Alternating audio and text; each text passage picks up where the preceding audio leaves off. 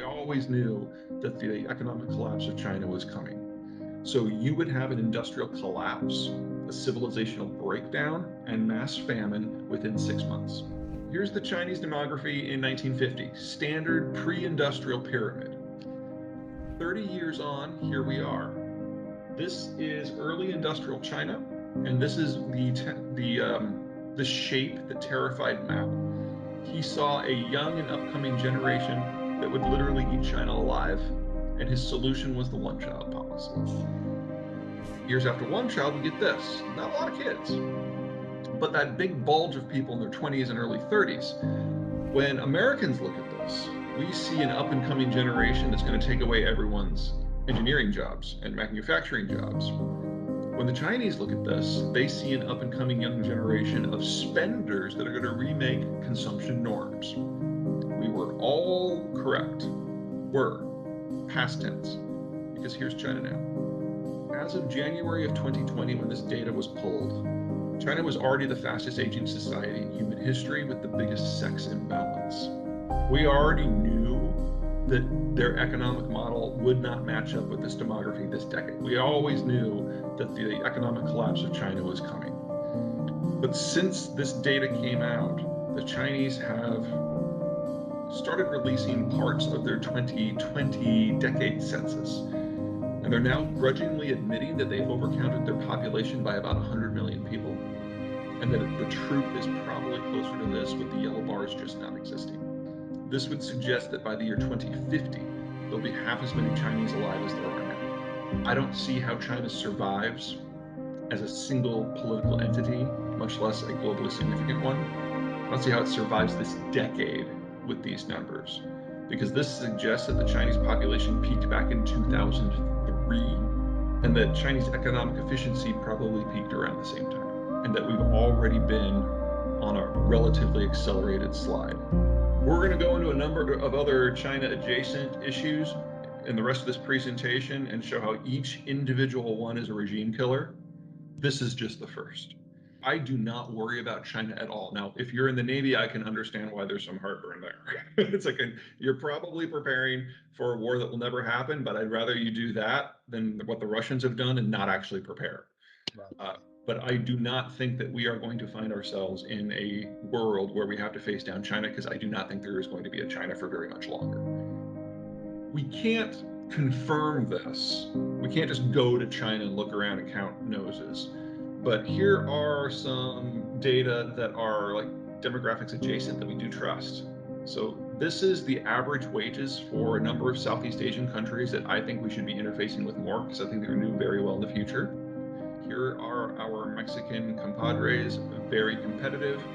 Here are the Chinese. This is the fastest labor appreciation in human history, including during the Black Death, including during all wars. So we're looking at a 15-fold increase since 1999. Their labor effectiveness, productivity, is probably only increased by a factor of 2, maybe 3. There is not an industrial process that is done in China that can't be done in North America at a lower cost, because our labor is so much more productive, our energy is so much cheaper, our supply lines are so much shorter, and you can produce stuff where people actually live, so the transport costs are minor. The only reason we think of China as a major industrial player is because of the sunk cost of the pre-existing industrial plant. You don't rebuild that somewhere else overnight, but it is happening. The United States is already in the process of its fastest industrialization, even faster than what we did during World War II. But it's a lot to move a few $1 trillion of industrial plant from one place to another. You don't do that overnight. We're living in the moment right now. We probably need to double the size of our industrial plant in the next 5 to 10 years. That'll be awkward, expensive, inflationary, but on the other side of it, we will have a far more insulated and secure supply chain system. The problem is just getting from here to there, and that is not a straight line. There are a lot of bumps. The Chinese plan has always been to let the Russians go first, just to kind of as a proof of concept. And so their thinking was a fast war that conquers Taiwan in a matter of days, that imposes a done deal upon the world, and everyone just sucks it up and takes it, because China is too economically powerful to be challenged. And once you hold the territory, there's no point in going to a broad-scale war against the Chinese when it's already happened. That's always been their plan. Oh my. With the Russians, they have had every aspect of all of their planning for the last 40 years set on fire and burned to ash in less than a month. So, number one, it will not be a quick war because Ukraine was one of the world's less militarily competent countries in the first place, and they're still holding it out against the Russians. Taiwan has been preparing for this war since 1955. Taiwan has a moat. Taiwan has a nuclear program that started in 1974. So, if we have a 2 month accumulation of Chinese forces getting ready to push, the Taiwanese will see it because this is the only national security question that they pay any attention to. And they will make a nuclear device. And so the only way that the Chinese can even make an attempt on Taiwan is to text all of their soldiers at the same time and just say, everyone get to the coast, take a fishing boat with your buddies, and start moving on Taiwan. They know it is going to cost them 1 million troops just to get there. So it's always been a heavier carry than we would ever consider in the way that we operate. But for the Chinese, they know baked into the equation that it's going to be 1 million troops lost before they can even start the real war. And they now know from Ukraine that it's not going to be a pushover. It's not going to be, because Taiwan is mountainous, it's forested, as opposed to Ukraine, which is flat and open and very few forests. Russia has many flaws, but they're a massive producer of food and energy products. If you put the sanctions that we have put against Russia onto China, China imports 85% of their energy, 85% of that from the Persian Gulf, and they import 85% of the inputs that are necessary to grow their food. So you would have an industrial collapse, a civilizational breakdown, and mass famine within 6 months.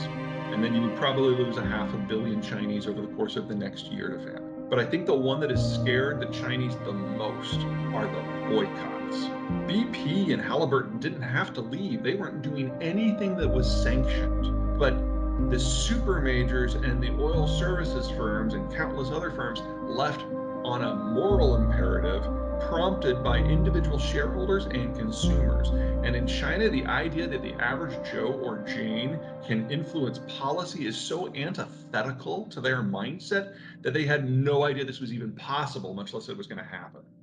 So everything that the Chinese have based their system and their strategic policy on for the last 30 years has been proven in the last 2 months to be utterly wrong.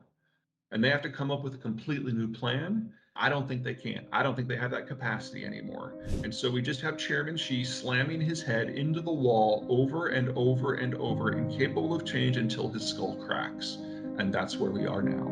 I see China with not just a demographic failure, but a failure of leadership, a failure of policy, an agricultural failure, and an energy failure all at the same time.